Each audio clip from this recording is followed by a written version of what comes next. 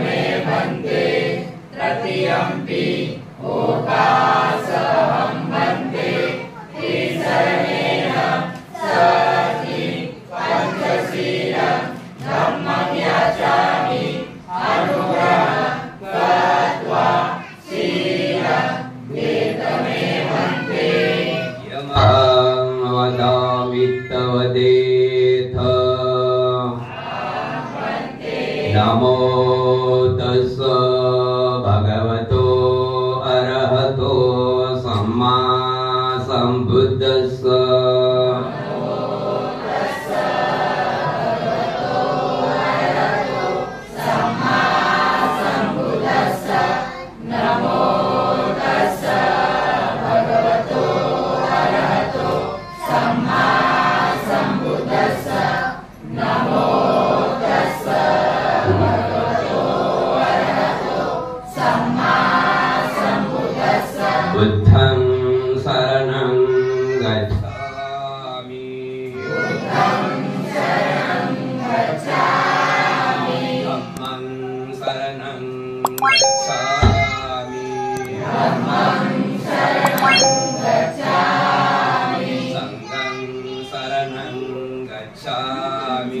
संघं शरणं गच्छामि द्वितीयम्पि बुद्धं शरणं गच्छामि द्वितीयम्पि बुद्धं शरणं गच्छामि द्वितीयम्पि धम्मं शरणं गच्छामि द्वितीयम्पि धम्मं शरणं गच्छामि द्वितीयम्पि संघं शरणं गच्छामि द्वितीयम्पि संघं शरणं गच्छामि तृतीयम्पि बुद्धं शरणं गच्छामि तृतीयम्पि बुद्धं शरणं गच्छामि तृतीयम्पि धम्मं शरणं गच्छामि तृतीयम्पि धम्मं शरणं गच्छामि तृतीयम्पि संघं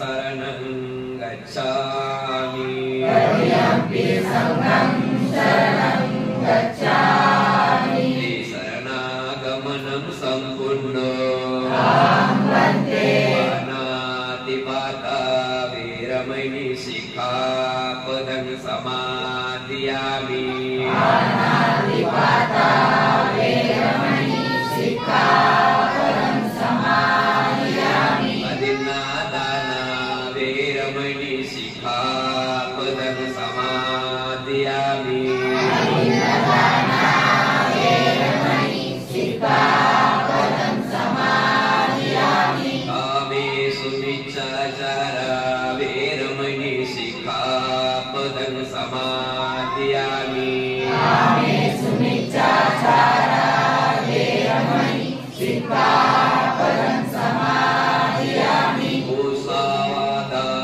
वीरमणि शिखापदं समादयामि मुसावादा वीरमणि शिखापदं समादयामि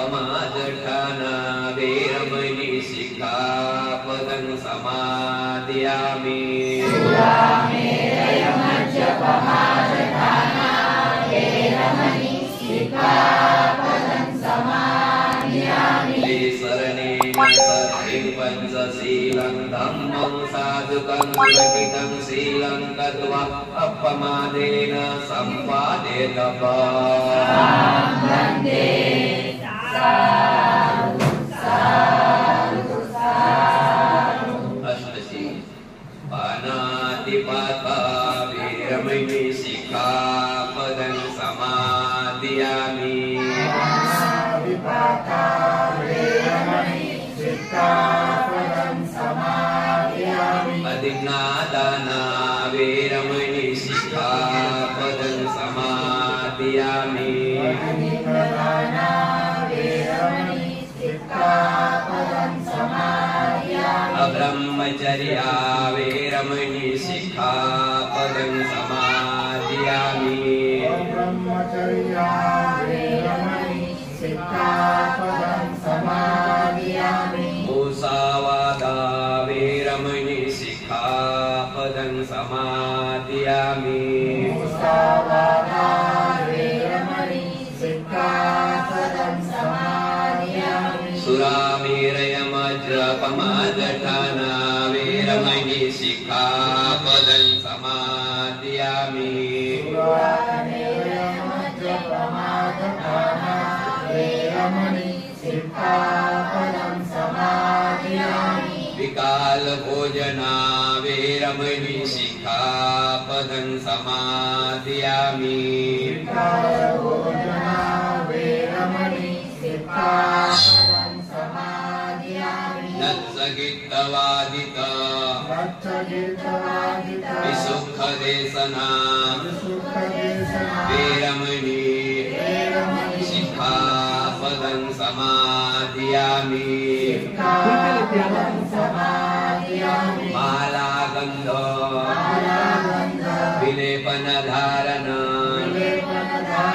मंडन उच्चासयन महासयन वीरमणि शिखापदं समादयामि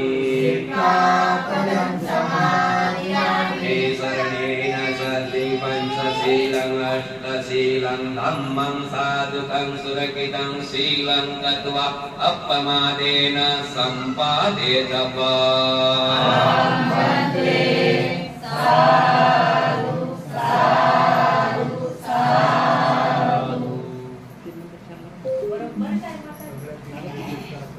काल आपण बघितले आहे आणि बनते नाक्षण यांची चर्चा आज सुरू होत आहे.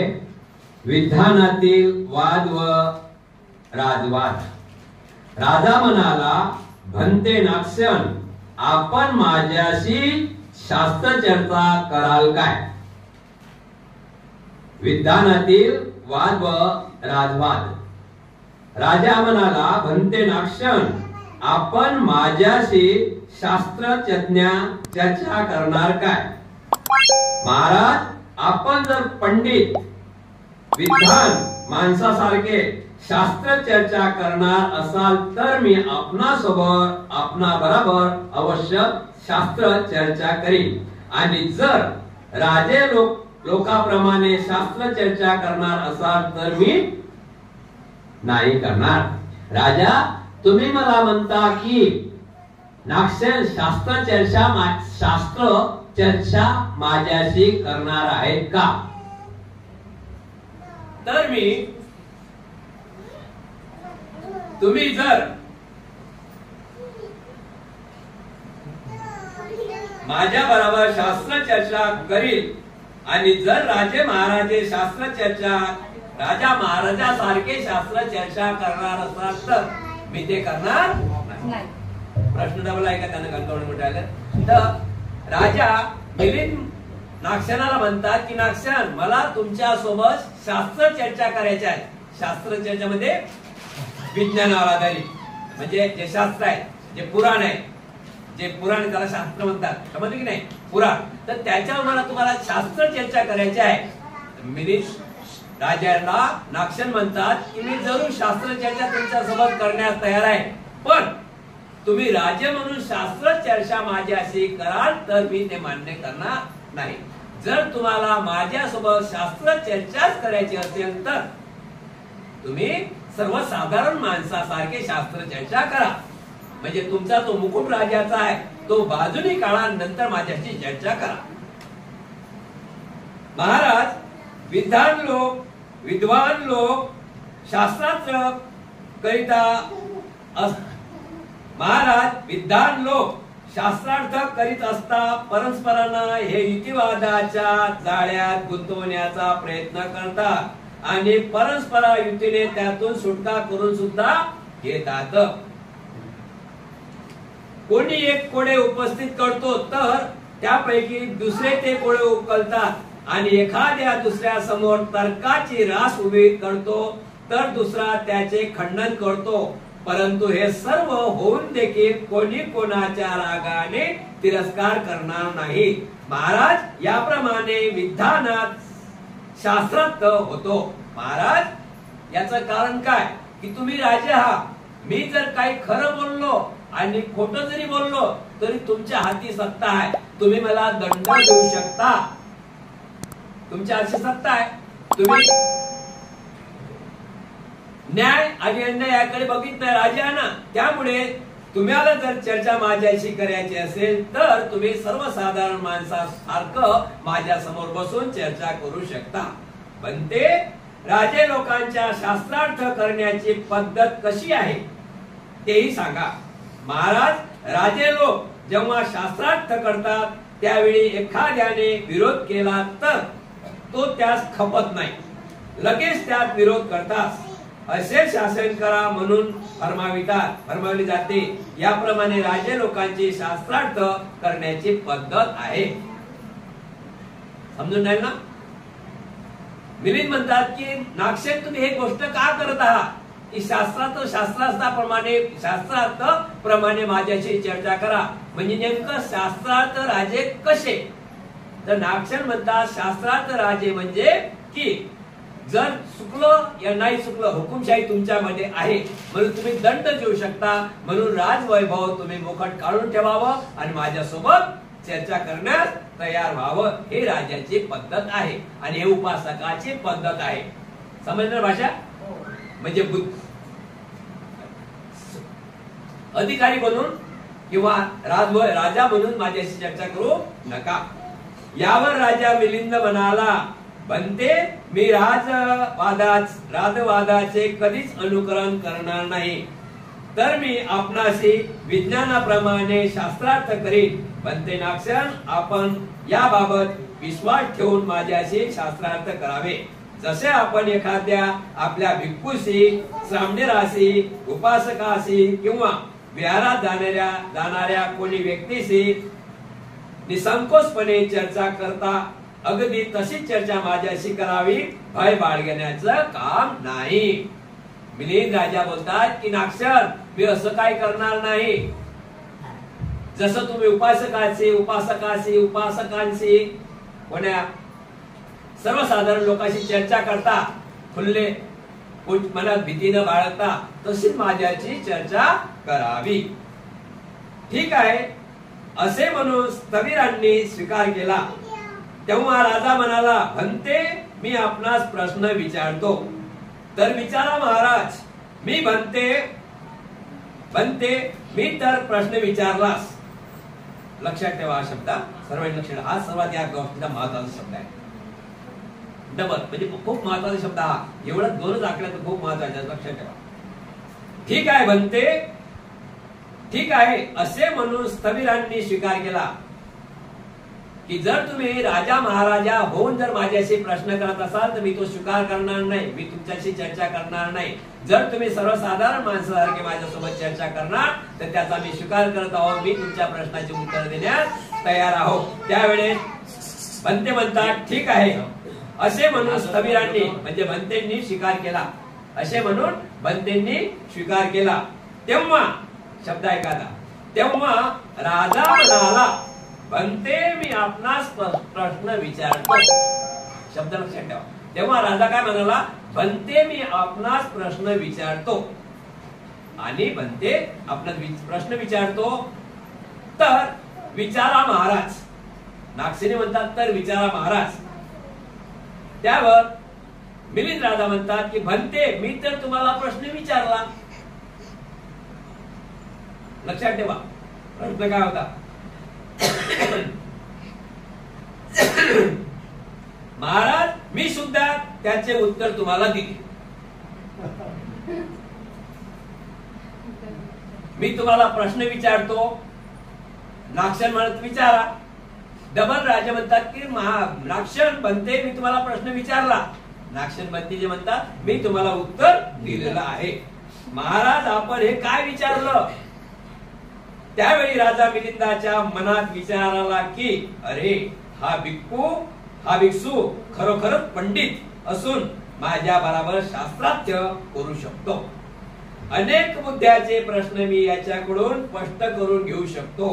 परंतु आता सूर्य मावळवण्याचा बेतात आहे, तेव्हा आजची चर्चा इथेच थांबवून उद्या राजभवनात शास्त्र चर्चा केलेली बरी.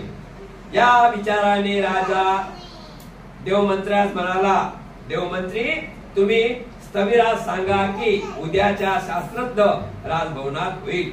एवढे बोलून मिलिंद राजा आपल्या आसनावरून उठला आणि स्थविरांचा निरोप घेऊन म्हणजे नागसेनांचा निरोप घेऊन आपल्या घोड्यावर स्वार झाला. परंतु जाताना मनातून वारंवार नागसेन एवढे बोलत होता. म्हणजे मिलिंद राजाने किती पेचात पाडलं होतं नागसेनाला. प्रश्न तर काही विचारला नाही. आणि त्याच प्रकारे नागसेनाने प्रश्न केला की मी तुम्हाला उत्तर दिलं. तुम्ही कोण्या प्रश्न मागता तर मी तुम्हाला उत्तर दिलं. तुम्ही प्रश्न विचारला, मला प्रश्न विचारायचा आहे, मी तुम्हाला उत्तर दिलं की हो म्हणजे प्रश्न उत्तर झालं ना. म्हणून आता संध्याकाळ झालेली आहे. राजा मिलिंदने आपल्या मंत्री लोकांना बोलावलं, त्यांचे सहकार्य त्यांना बोलावलं आणि सांगितले की आता सूर्य मावळत आहे, संध्याकाळ होत आहे. तुम्ही असं करा, नागसेन मंत्रींना उद्या आपल्या राजभवनात शास्त्रज्ञ चर्चा करण्यासाठी निरोप द्या. ठीक आहे असे म्हणून स्थविरांनी या निमंत्रणाचा स्वीकार केला. दुसऱ्या दिवशी प्राप्तकाळी देवमंत्री अनंतकाय, मंकुर आणि संपद्दीन यांनी राजाकडे जाऊन विचारणा केली की महाराज, आज औष्यमान नाक्षर येणार आहेत काय? होय, येणार आहेत. किती भिक्खू संघ ते येणार आहेत? किती भिक्खू सहित ते येणार आहेत? जितक्या भिक्खूसह त्यांनी यावेळेस वाटेल तितक्या भिक्खू संघासह यावे. यावर संबंधीन म्हणाला,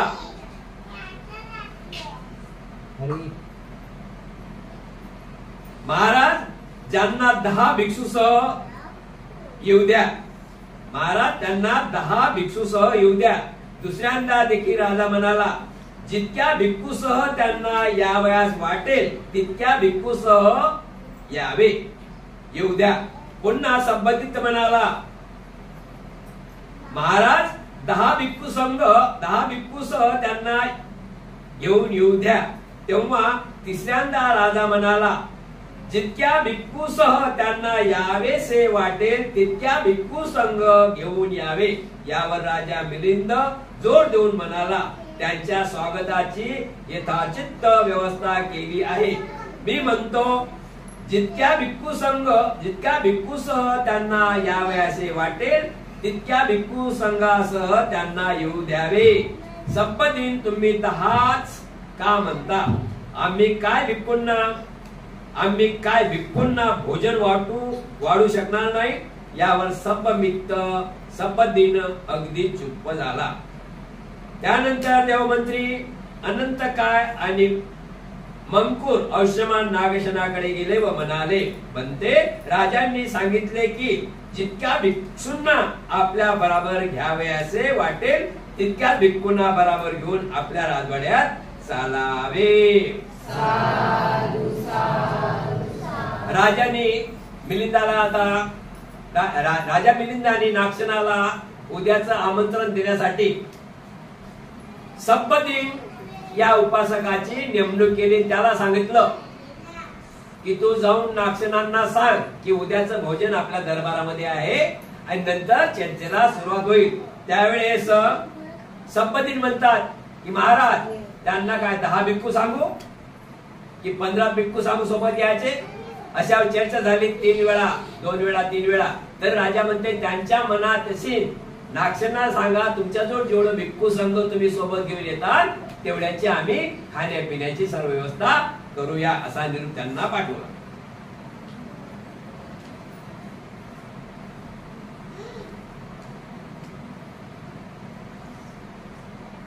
मंत्री अनंत काय आणि मंकुर औष्यमान नागसेनाकडे गेले व म्हणाले, म्हणते राजांनी सांगितले की जितक्या भिक्षूंना आपण बरोबर घेऊन याव्यासे वाटेल तितके भिक्खू बरोबर घेऊन आपल्या राजवाड्यात चालावे. अनंत काय उपासक बनला. नागसेनाने अंगावर चिवर घेतले, खांद्यावर दुसरे चिवर घेतले, हातात भिक्षापात्र घेतले आणि सागर नगरात राजवाड्यात 80,000 भिक्खू संघ निघाले.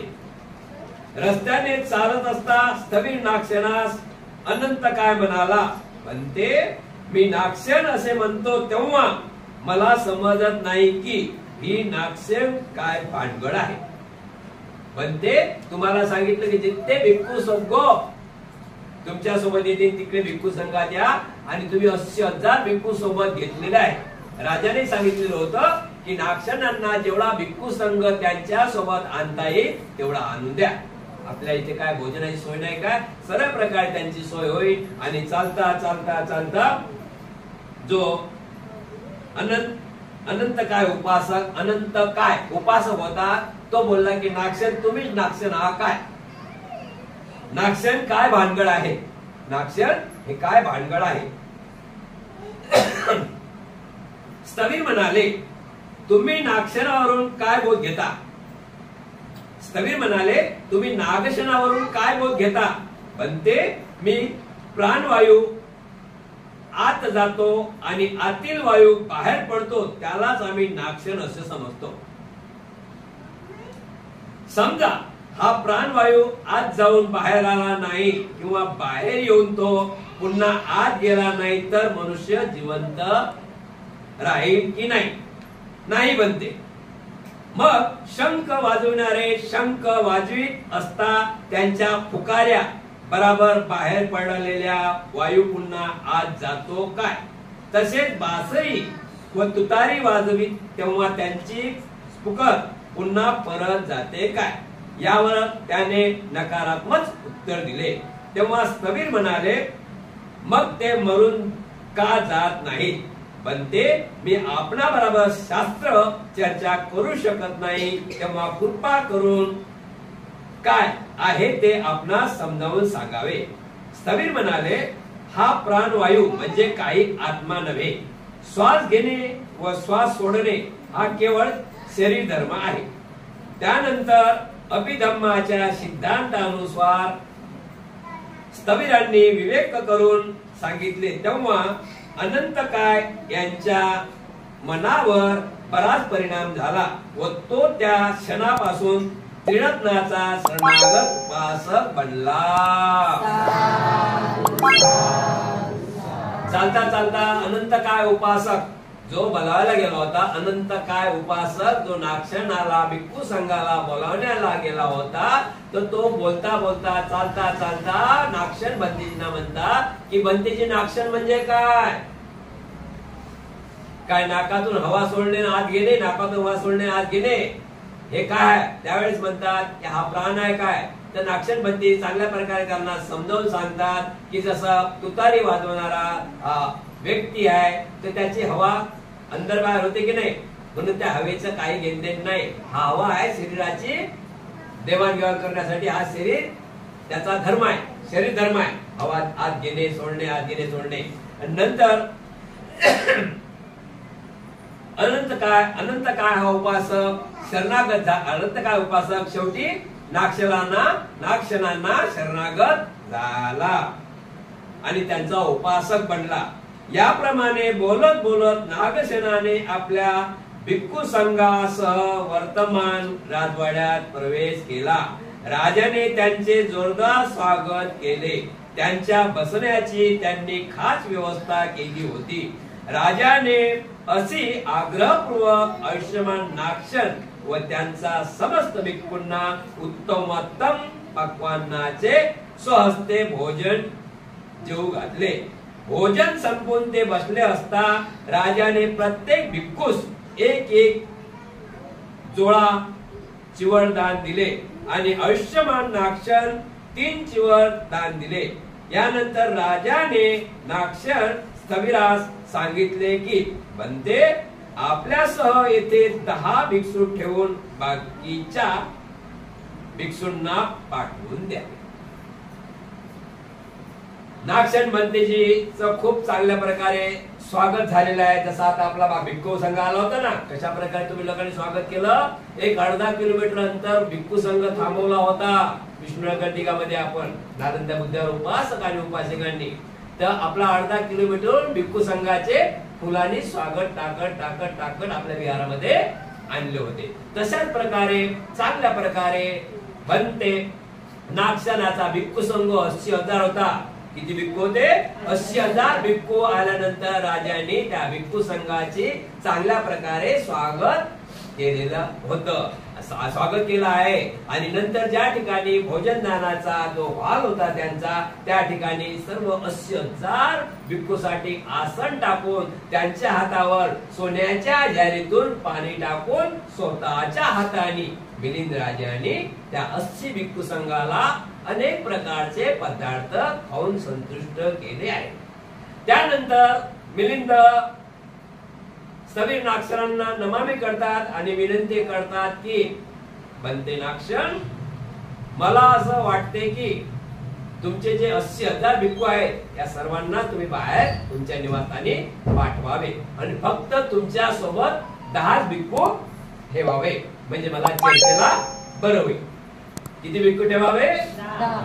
80,000 भिक्खू होते त्यावेळेस. सर्व भिक्खू तुमच्या निवासाने जाऊ द्या आणि माझ्या सोबत चर्चा करण्यासाठी तुमच्या जवळ फक्त 10 भिक्खू असावे अशी माझी इच्छा आहे.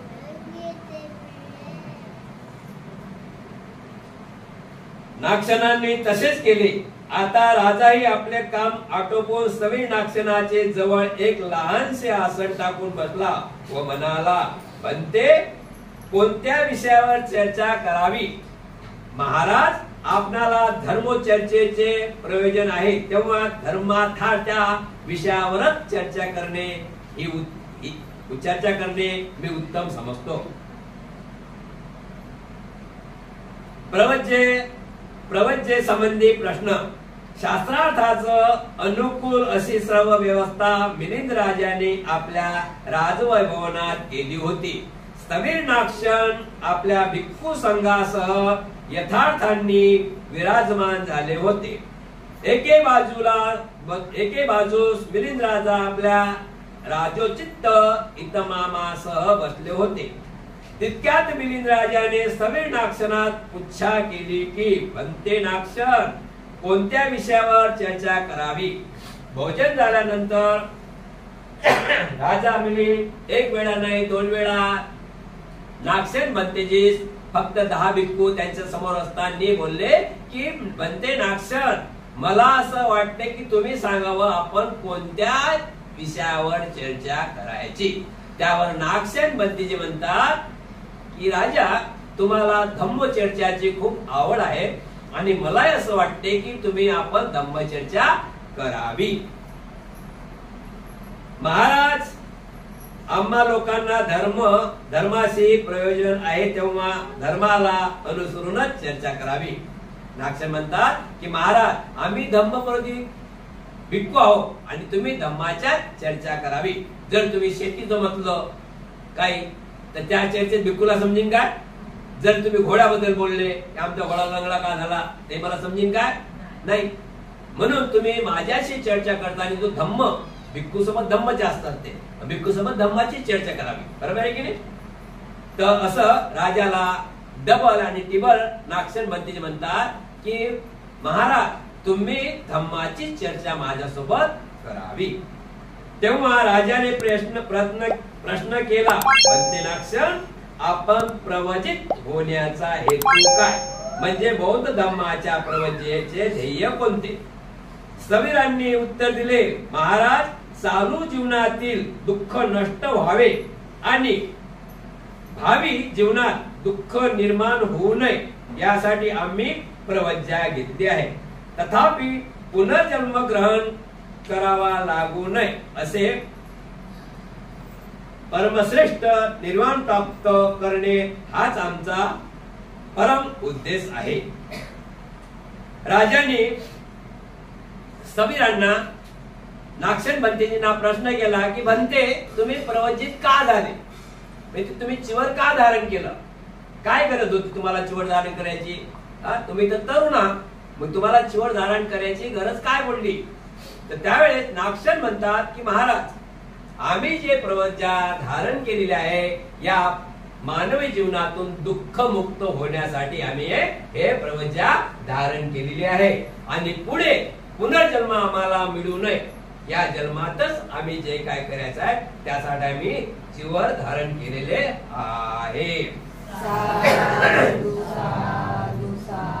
बनते नागसेन, बौद्ध संघातील समस्त लोक याच्यासाठीच प्रवचित होतात काय? नाही महाराज, असे ठामपणे म्हणता येणार नाही. काही जण या उंच ध्येयासाठी प्रवचित होतात, काही जण रजाच्या जुलमाला कंटाळून, तर काही जण चोराच्या त्रासाला कंटाळून, तर काही जण कर्जाच्या ओझ्यामुळे, तर काही जण निव्वळ उपजीविकेसाठी गृहत्याग करून प्रवचित होतात. परंतु ते समजपणे प्रवचित होतात, ते याच उद्देशाने प्रवचित होतात. नागसेनाला मिलिंद राजाने प्रश्न केला की, ठीक आहे नागसेन म्हणते, तुम्ही जे प्रवचन घेत आहे, तुम्ही 4 आर्य सत्य भगवान बुद्धांनी मार्ग दाखवलेला आहे. 4 आर्य सत्याचा म्हणजे दुःखातून मुक्त होण्याचा मार्ग, आणि तुम्ही जो दुःखातून मुक्त होण्याच्या मार्गासाठी चिवड धारण केलेले आहे, प्रवचित केलेले आहे. तर मला असं वाटते की बौद्ध धर्मामध्ये सर्वच लोक दुःख मुक्तीच्या मार्गासाठी, दुःखातून मुक्ती मिळावी म्हणून चिवर प्रदान करतात काय? त्यावेळेस नागशण म्हणतात की महाराज असं काही नाही. कोणी चोरीला कंटाळून, कोणी व्यसनाला कंटाळून, कोणी घरातल्या भांडणाला कंटाळून, कोणी घरातल्या भांडणाला कंटाळून, म्हणजे असे काही अनेक प्रश्न यात आहेत. अशा प्रकारे चिवर घेतात. म्हणून सर्वच काही दुःख मुक्तीचा मार्ग शोधण्यासाठी किंवा दुःखातून मुक्ती मिळण्यासाठी चिवर घेत नाही, हे असं आहे. बनते आपण याच ध्येय प्राप्तीसाठी प्रवचित झाला काय? म्हणजे बनते तुम्ही जे सांगितलेलं आहे की पहिला चोर आहे आणि तो चोरी करून वैतागला, त्याला पकडलं गेलं, त्याने पोलिसचा मार खाल्ला आणि त्याला कंटाळून त्याने चिवर घेतलं काय? तुमच्या मध्ये काय असं गैर आहे काय? तुमच्या मध्ये काही असं झालं काय तुमच्या बाबतीत? महाराज फारच लहान वयात मी प्रवज्जा झालो आहे. महाराज या दुनियाचा मला संसाराचा कुठलाच लस लागलेला नाही. मी फारच लहान वयात प्रवज्जित झालो आहे. मी का प्रवज्जित होत आहे त्यावेळी मला हे सुद्धा कळत नव्हते. परंतु माझ्या मनात वारंवार विचार येईल की हे बौद्ध भिक्षू मोठे हुशार व ज्ञानी आहेत, मला देखील ते चांगली शिकवण देतील. तेव्हा त्या लोकांपासून शिक्षण घेतल्यानंतर आता मला कळून आले व अनुभवाने पाहत आहे की प्रवज्जेचा खरा उद्देश हाच होय. म्हणजे प्रवज्जेचा खरा उद्देश काय? जीव दुःखातून मुक्तता मिळणे. प्रश्न राजा म्हणाला, बनते नागशण अशी कोणी व्यक्ती आहे काय की जी मृत्यूनंतर पुन्हा जन्म ग्रहण करीत नाही? स्तवी म्हणाले, महाराज काही व्यक्ती मृत्यूनंतर जन्मास येतात, तर काही व्यक्ती असे आहेत की पुन्हा जन्मास येतच नाहीत. बनते कोण जन्मास येतात आणि कोण जन्मास येत नाही? ज्याचे चित्तमळ क्लेश अवशिष्ट आहे अशांना पुन्हा जन्म घ्यावा लागते. तर ज्यांचे चित्तमळ नाश पावले त्यांना जन्म घ्यावा लागत नाही. म्हणते आपण पुन्हा जन्मास येणार काय? महाराज जर सांसारिक आसक्ती मनात कायम राहिली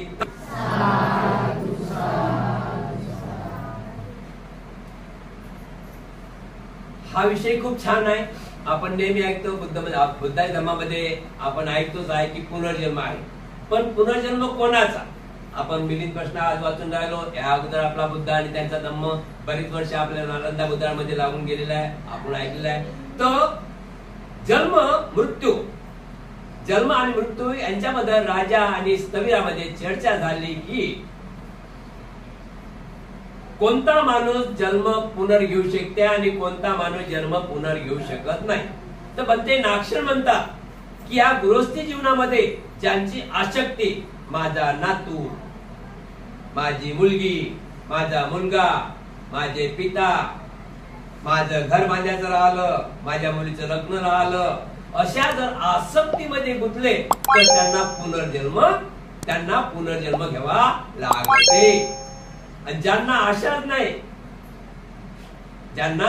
नाही की काऊन भंतेजींना पहिलेच मिलिंदांनी विचारलेलं आहे की तुमचा पुनर्जन्म होणार आहे काय? त्यावेळेस नागशण भंतेजीने म्हटलं की मला पुनर्जन्म घेण्याची मला पुनर्जन्म घेण्याची वेळच येणार नाही, कारण की मी बालपणापासूनच चिवड धारण केलेला, माझी मुलगी नाही की मला नातू नाही असं कुठल्याच प्रकारे, किंवा माझं धन दौलत नाही, मी काही महाल बांधून ठेवला नाही. आज बघा ना गृहस्थीमध्ये आजही ज्यांच्या महाल आहेत जाता काय करतात, त्या महालाला त्यांचं ते महाल सोडून जावं वाटत नाही. पण काय निसर्ग नियमानं खाली हात आलं खाली हातच जावं लागते. काय सोबत देते का माणूस? एका घराची वीट तरी सोबत देते काय? पण लालच.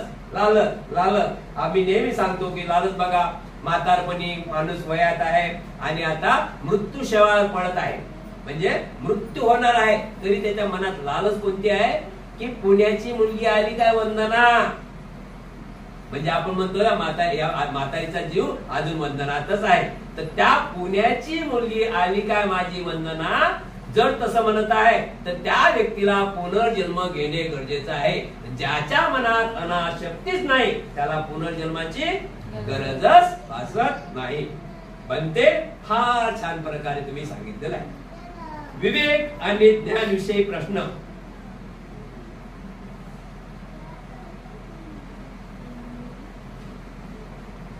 विवेक आणि ज्ञानाविषयी प्रश्न.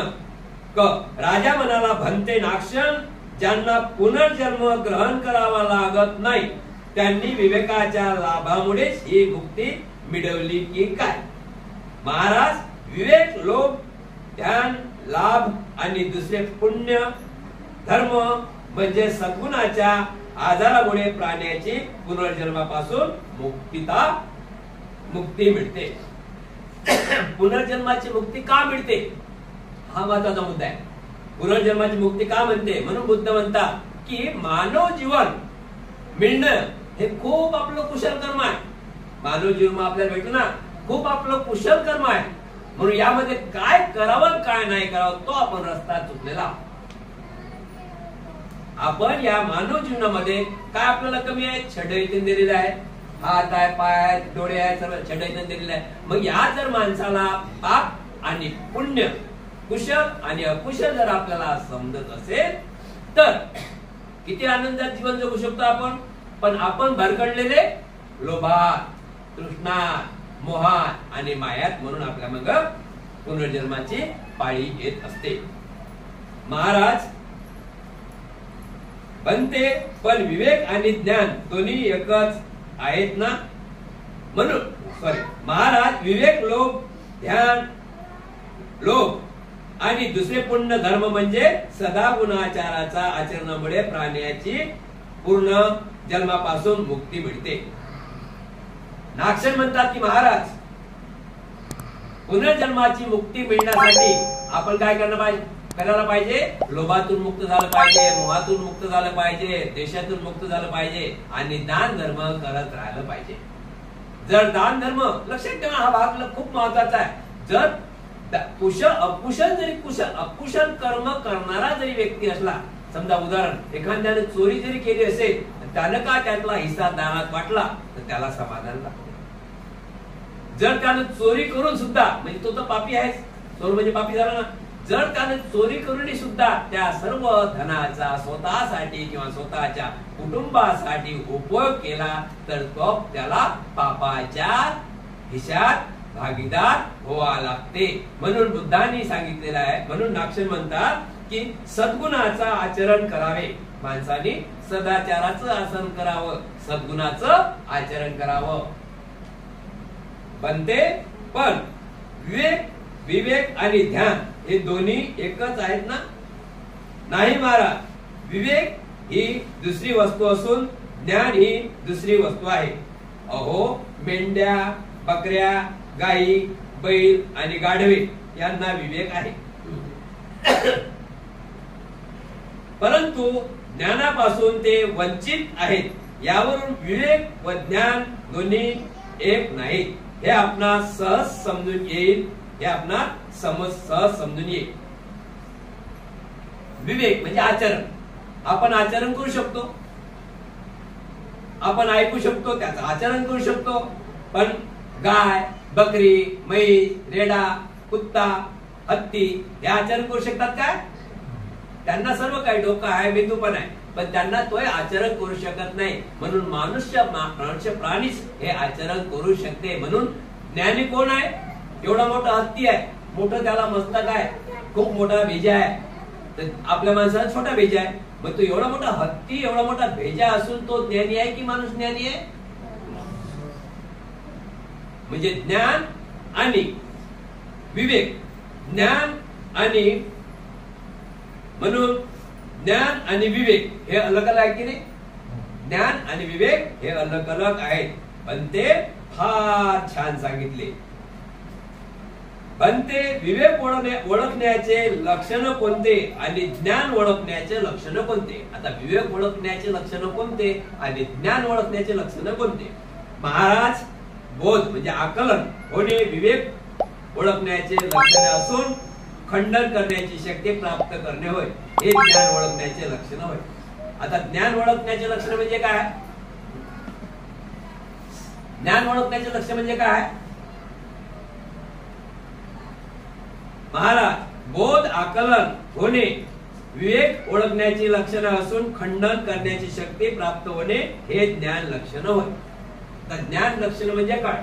जसं आपण एक आता पावसात निघालो, आपण असा पावसात निघालो पुढे हे कसे कृपा करून एखादे उदाहरण देऊन समजावून सांगा. महाराज, आपण कधी भरगाच ताटे कापणी करीत असता पाहिले आहे काय? महाराज, आपण कधी भगराची ताटे कापणी करीत असताना पाहिले आहे काय? होय बनते, मी ते पाहिले आहे. लोक भगराची कापणी कसे करतात ते सांगा. बनते डाव्या हाताने भगराची ताटे धरून उजव्या हाताने विड्याने ती ताटे कापून टाकतात. महाराज, अगदी त्याचप्रमाणे भिक्षू विवेकाने आपल्या मनास धरून ठेवतो आणि ज्ञान रूपी विड्याने चित्तमळ क्लेश कापून टाकतो. याच अर्थाने विवेक ओळखण्याची लक्षणे बोध होणे व ज्ञान ओळखण्याची लक्षणे खंडन करण्याची शक्ती प्राप्त असे मी म्हटले आहे.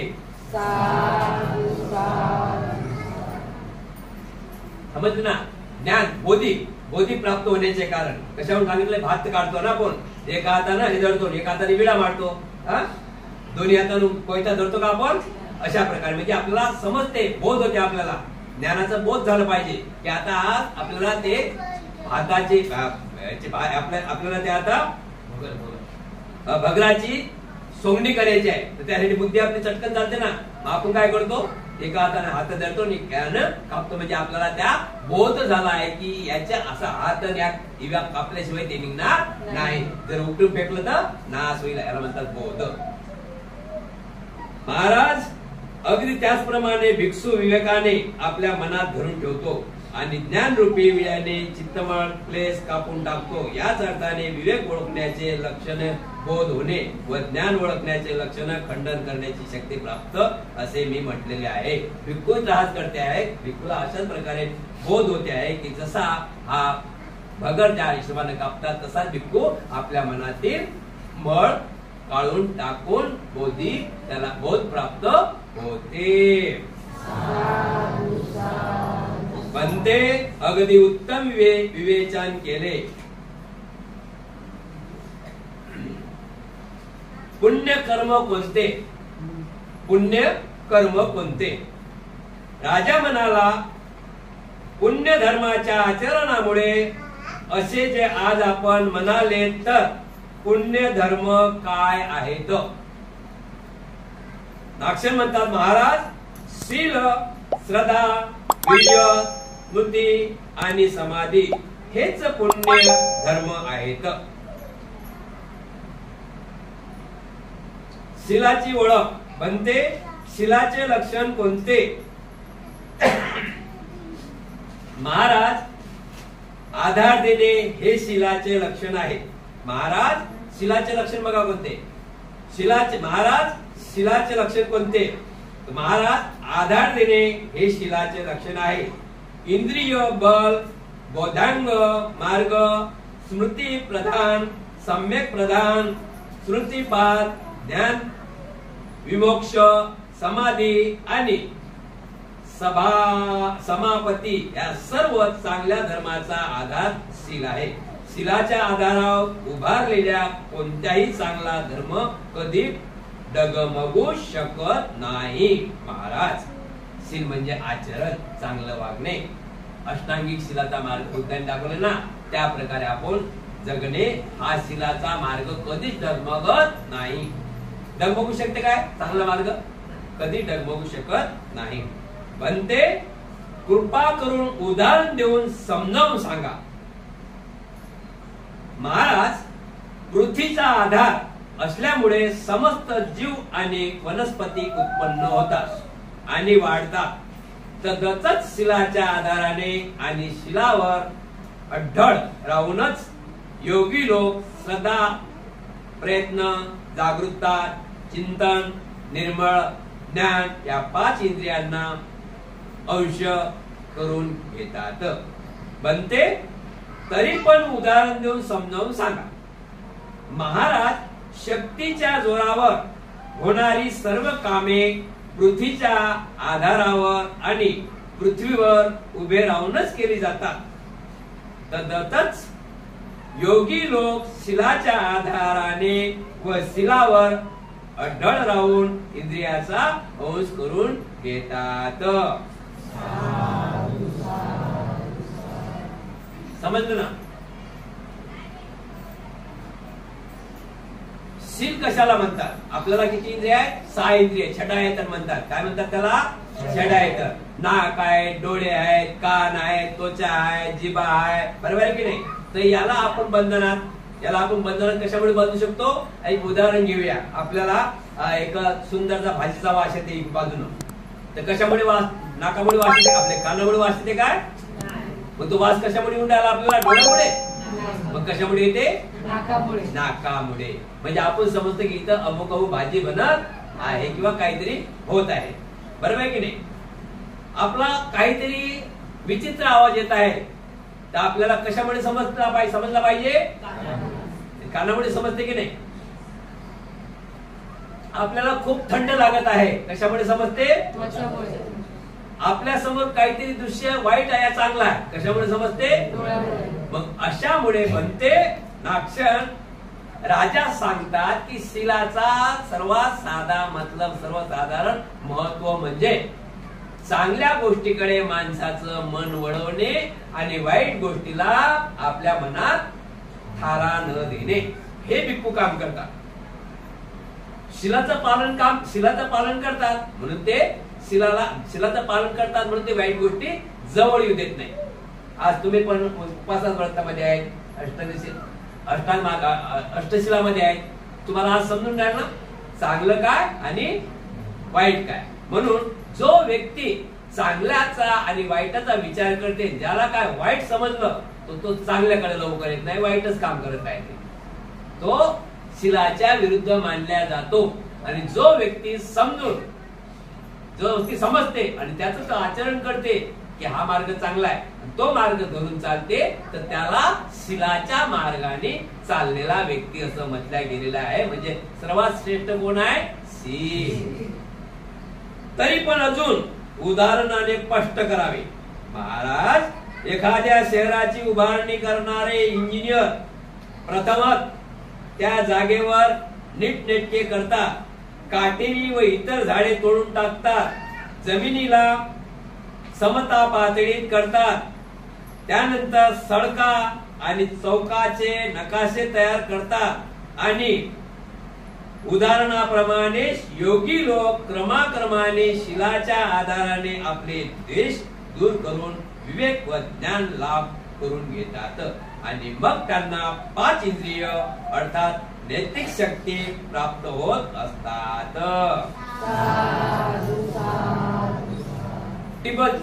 3 टाइम विचारला आता. तिसऱ्या टाइमला नाक्ष म्हणतात की बनते. तिसऱ्या टाइमला नाक्ष म्हणतात की महाराज लक्षात ठेवा. आता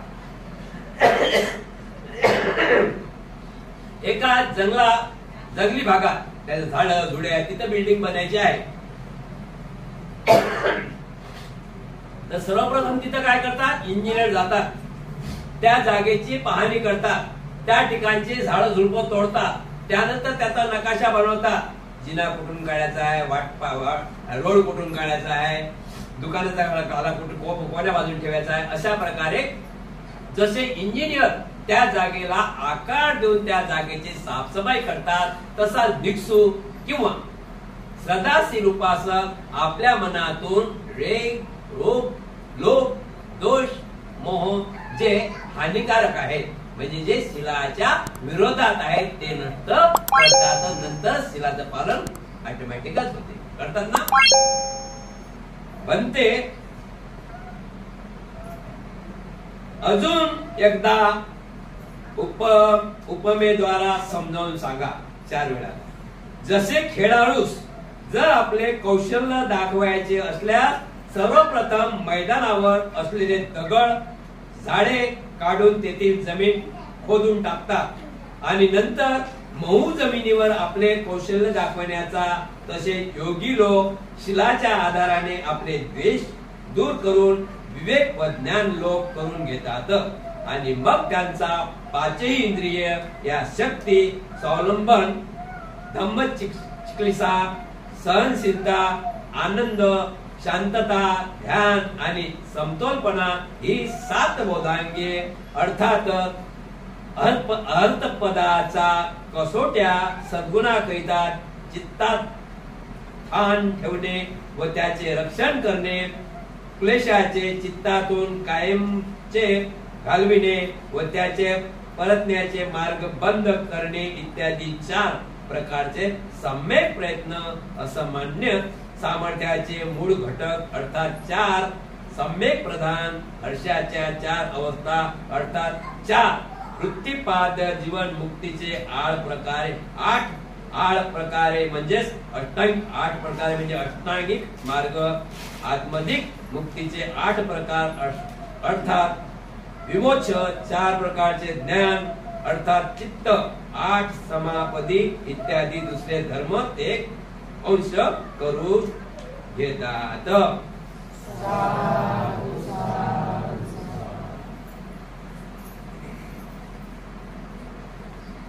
उद्याचा भाग आहे. महाराज भगवान बुद्धाने सुद्धा म्हटले आहे की शिलावर अढळ राहून निष्ठेने आपल्या चित्ताला भावनेशी वश करून घेतो.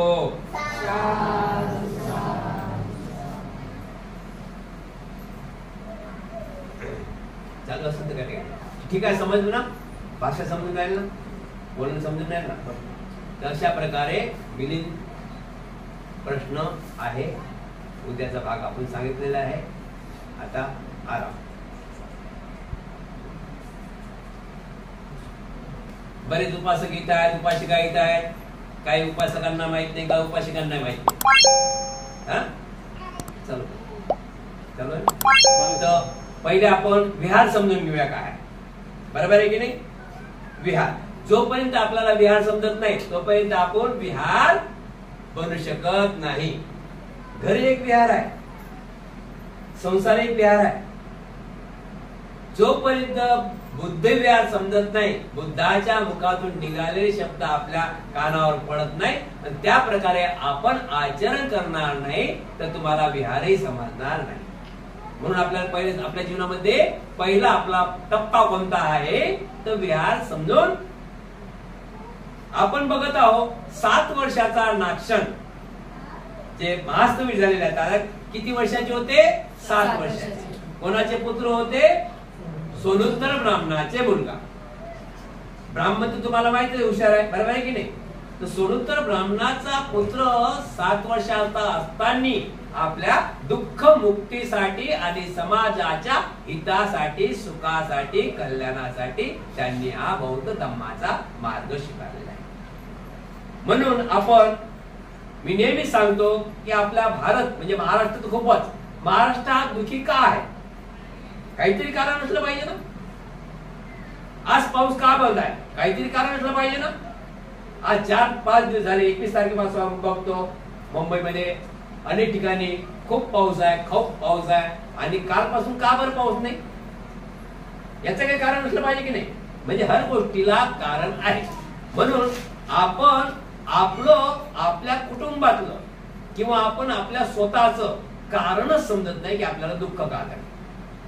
खऱ्या अर्थाने बुद्धाने सांगितलं आहे की दुःख नावाची चीजच नाही. दुःख नावाची चीजच नाही. अनेक चीज आहे पण दुःख नावाची चीज ऐकली काय? जा बरं आता मेडिकल मध्ये जा आणि सांगा की मला 500 रुपयाचं दुःख दे.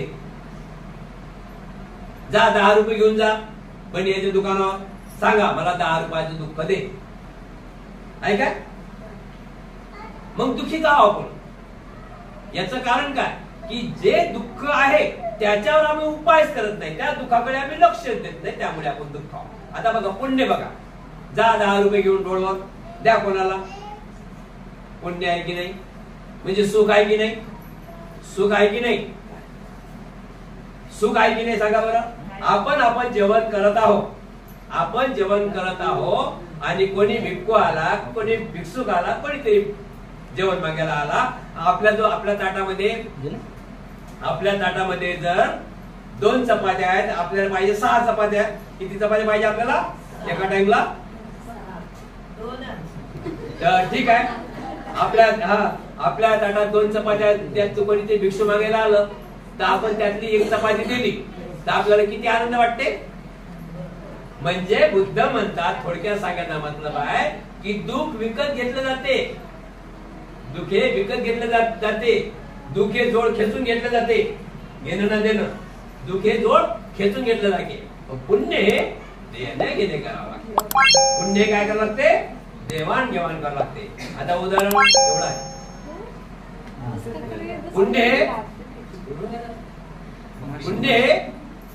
पुण्य कसं? पुण्य आपल्याला कमावं लागते. दुःख बरोबर आहे की नाही? तर दुःख हे आपल्याकडून मिळते आणि पुण्य हे आपल्याकडून मिळते. म्हणून आपण चांगला मार्ग कोणता शोधावा? पुण्याचा की पापाचा? कुशल की अकुशल? कुशल. तर कुशल कर्म करण्यासाठी आजपासूनच, आज आपल्याला पावसाळा चालू आहे. उदाहरण लक्षात ठेवा, पावसाळा कोणता आहे प्रत्येकाने? 3 हेतू आहे: उन्हाळा, पावसाळा आणि हिवाळा. भूतकाळ, वर्तमान काळ आणि भविष्य काळ. 3 काळ आहे. काळ बघा, भूतकाळ म्हणजे कालचा दिवस, वर्तमान काळ म्हणजे आज, आणि भविष्य काळ म्हणजे उद्या. असं 3 ऋतू पण आहे: उन्हाळा, पावसाळा आणि हिवाळा. तसं आपल्या जीवनाचंही आहे: बालपण, तरुणपण आणि म्हातारपण. मग आम्ही 3 गोष्टीचा अभ्यास केला. तर भंती सांगतात म्हणून तुम्ही स्वतः विचार करा की आपल्यासारखा 3 गोष्टीचा जर आजपासून विचार करू तर आपल्या जीवनामध्ये काय, तर आपल्या कुटुंबामध्ये दुःख निर्माण होत नाही. जसं आपण काय करतो माहिती काय? आता पावसाळा आला की सर्व घरावर दिसतात, जिकडे तिकडे. पावसाळा आला की त्यावेळेस घरावर, आणि 12 महिने मग काय गरज नाही. म्हणजे आपण सर्व सैनिक मार्गात, म्हणजे ज्यावेळेस आपल्यावर टायमिंग त्यावेळेस आपण ते काम करतो, आणि नाही तर मग बसले. अनेक गोष्टी आहेत तशा, अनेक गोष्टी आहेत. काही ठिकाणी अनेक गोष्टी आहेत. फक्त ते अनेक गोष्टी म्हणजे बघा, ते ह्या गोष्टी सर्व तुम्हाला लागतात. साधू, ह्या गोष्टी तुम्हाला लागतात. मानव जीवनामध्ये खरंच कर्ज काढायचं काम पडत नाही. साधू, मानव जीवनामध्ये खरोखरच कर्ज काढायचं काम पडत नाही. पण आपण दुःखाला खेचून घेतो, त्यासाठी आपण हे सर्व काम करतो. काही अजिबात काम करायचं नाही. जर आतापासून फक्त $1 जर 5 वर्ष जर काम करत आला तर आपल्या संविधानाच्या माध्यमातून बाबासाहेबांनी आपल्याला SBI बँकेची स्थापना केलेली आहे. बरोबर आहे की नाही? मुलीचं एक लग्न करायचं उदाहरण. तर आतापासूनच ते आहे ना, थोडं टाका, म्हणजे आपल्याला सरळ पडते की. म्हणून आपण दुःखी का होतो की आपण सर्व नियोजन बदलत आहोत, आणि त्यामुळे अचानक आपल्याला असं दुःख येते की आपल्याला मग काही सुचत नाही. नंतर मग अशी परिस्थिती आहे की आपण कुठेतरी निघून जावं, अशी परिस्थिती. म्हणून भगवान बुद्धाचा धम्म हा आपण ऐकला पाहिजे, या धम्माला धरून चाललं पाहिजे. आणि ज्या विहारामध्ये भिक्खू आहे तिथं 2-2, 3-3 किलोमीटर लोक, खेड्यापाड्याचे लोक खेड्यापाड्यात 2-2, 3-3 किलोमीटर चालत येतात. त्या ठिकाणी चालत येतात किंवा काही वाहन येतात, आणि तो लाभ घेऊन त्या घरामध्ये गेल्यानंतर ते सुखमय जीवन जगतात. म्हणून सुख बंगल्यात नाही, सुख ना तर गाडीत आहे. सुख मनातून निर्माण केलं तर कुटुंबात निर्माण होते. जर मनातच सुख नाही, मन आहे ना, विहिरीतच नाही तर पोहण्यात काय, नंतर मग आपल्याला पश्चाताप करण्याचे पाणी येते. म्हणून आपण ज्या ठिकाणी विहारात, ज्या ठिकाणी भिक्खू संघ आहे, किंवा ज्या ठिकाणी अनेक ग्रंथकृती लोक पण ग्रंथाचे वाचन चालू आहे अनेक ठिकाणी, त्या ठिकाणी जायचं आहे. आज एवढं आपण वाचन केलं तर मला सांगा तुम्ही, आपलं प्रत्येकानं आयुष्य समजा, कोणी 40 वर्षाचे, कोणी 45, कोणी 55, हा शब्द तरी आपल्या कानावर आहे का? हा शब्द ऐकला, ये तुला दाखवतो, बघतो, हा शब्द ऐकला आहे का? तुझं कामच काढतो, हा शब्द आपण ऐकला. तुझ्यासाठी 6 महिने, त्याचं त्याला माहिती म्हणतात. हा शब्द ऐकला का? कारण की सुखाचा शब्द आपल्या कानावर पडत नाही, सर्व दुःखमय आणि वाईट शब्द आपण कानावर पडतो. म्हणून ते सर्व साफ करण्यासाठी विहारच ठिकाण आहे, हेच विद्यापीठ आहे. हे शिक्षणाचं विद्यापीठ आहे, जीवन जगण्याचं विद्यापीठ आहे. जे दुःखी आजारी आहे त्यांनाही सुख मिळण्याचं हे विद्यापीठ आहे. या विद्यापीठासारखं दुसरं विद्यापीठ कोणीच नाही. या हॉस्पिटल सारखा दुसरा हॉस्पिटल कोणताच नाही. कारण की या हॉस्पिटलमध्ये तुम्ही आले, एक काय ग्लुकोज चढवली असं भाई प्रवचन, तर तुम्हाला टाटामध्ये जायचं काम नाही पडत. टाटामध्ये कोण जाते? हातवर करा. कोणता माणूस जाते टाटामध्ये? कशामुळे? टाटामध्ये जाणारा माणसा कशामुळे जाते टाटामध्ये? शौकात जाते काय? बरं, थोडक्यात रिव्हर खराब झाले की माणूस कुठे जाते? शिबिरमध्ये का? शिवाजीमध्ये का जाते? कशामुळे? रिव्हर भाषा समजणार आहे. हे रिव्हर खराब झाले तर तो माणूस कुठे जाते? त्याला कुठे न्यावं लागते? शिवाजी मध्ये न्यावं लागते ना. जर रिव्हर इथून काय इथून आल्यानंतर त्या माणसाने रिव्हर खराब होणार नाही, त्याला शिवाजी गाठता येईल काय?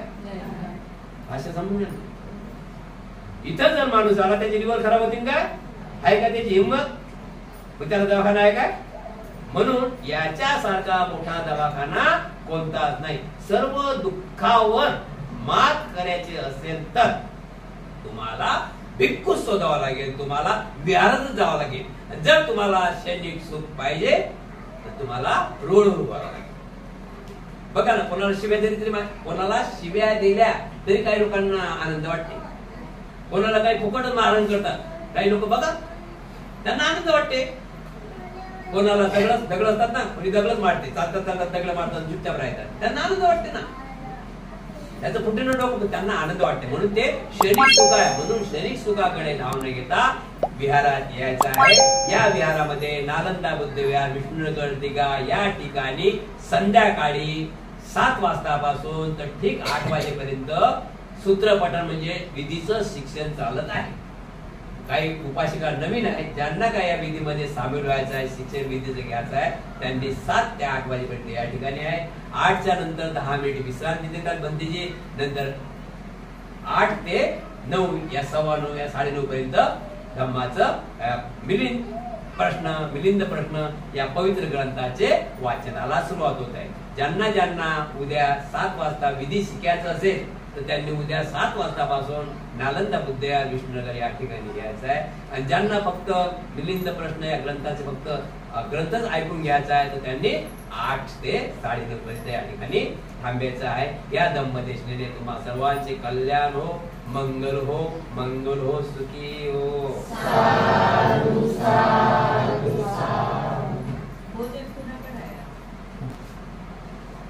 पालीमध्ये साधू साधू आपण म्हणतो, भक्ती म्हणतात, मना साधू साधू साधू.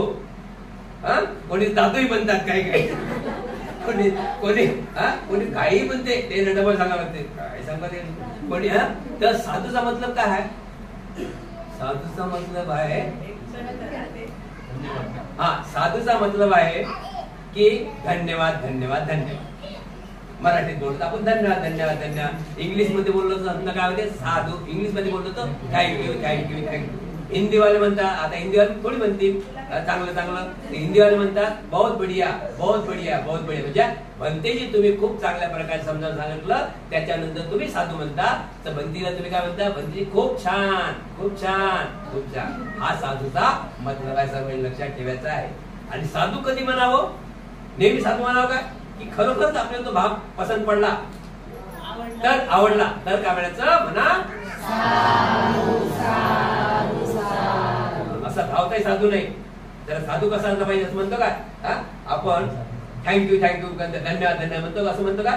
धन्यवाद धन्यवाद धन्यवाद. तर त्या साधूचा मसला असला पाहिजे का आपण विनम्रतेने धन्यवाद देत आहोत. म्हणजे साधू साधू साधू म्हणजे भंतीजी खूप छान खूप छान खूप छान तुम्ही सांगितलं आहे. 27 तारीख शुभांगी कांबळे सकाळ झालं, संध्याकाळी नाही. रुपचंद कांबळे संध्याकाळ भोजन आहे, सकाळ संध्याकाळचं नाही. आज संध्याकाळचं नाही. जिथं कमी तिथं सोबत आहे. साधू काढताय जरा